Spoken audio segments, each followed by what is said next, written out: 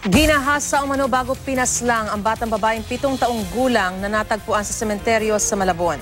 Kumpare raw ng mga magulang ng biktima ang suspect na nakadroga raw na mangyari ang krimen. Ang mainit na balita hatid ni Von Aquino. May mga sugat sa ulo at ari, may busal sa bibig at walang saplot pang ibaba.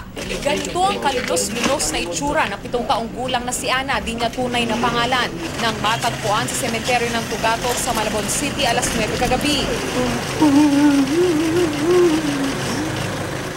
Ang suspect sa pagpatay at umano'y paghahasa kay Ana, kapitbahay at kumpare ng mga magulang ng bata na si J.R. Payawal alias Ay. Hindi mo na ano, papatayin ko siya. Napakawalang kaluluwa mo naman. Inaruga ka namin doon sa diwa. Pagka wala kang pagkain, pinapakain ka namin, pinapatuloy ka namin. Ba't nagawa mo pa yun sa anak ko? Naaresto si Payawal sa follow-up operation ng mga pulis. Parang nagtatago siya, tapos tumakbo siya. Bakit siya tatakbo kung wala siyang kasalanan?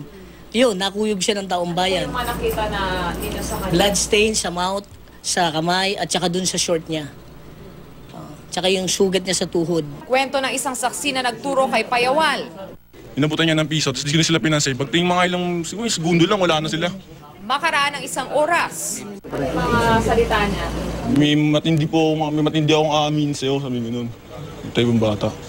Pero na magkaharap ang mga magulang ni Ana at ang suspect. Sino nagdala doon? Pumasok siya. Pumasok siya? Kasama mo? Kain mo nga lang yun. Kasama mo? Kasi maano ko. Maano ka? Rico. Kasama mo? Sino ang gagawa nun? Hindi ako gagawa nun. Bakit? Alam mo naman marami ata sa loob. Hindi sasama sa'yo anak ko pupunta sa cemetery kung hindi mo sinama tsaka kung hindi ka kilala. Alam ko yan, pare. Alam mo? Pero hindi ko Hindi kaya kita gawin. kumpare. O di wag. Hindi ko naman kaya gawin yun, pre. Actually, nung sa PCP, umamin siya na lango raw siya sa droga, hindi niya raw alam yung ginagawa niya. Ngayon, nung nakita na kayo, parang nagbago on. Isa sa ilalim sa autopsy ang bangkay para malaman kung ginahasa nga ba ni Payawal ang bata. Nakakulong sa Malabon Police Station si Payawal na dati nang sumuko sa Oplan Tokhang. Maharap siya sa reklamong rape with murder. Von Aquino, GMA News.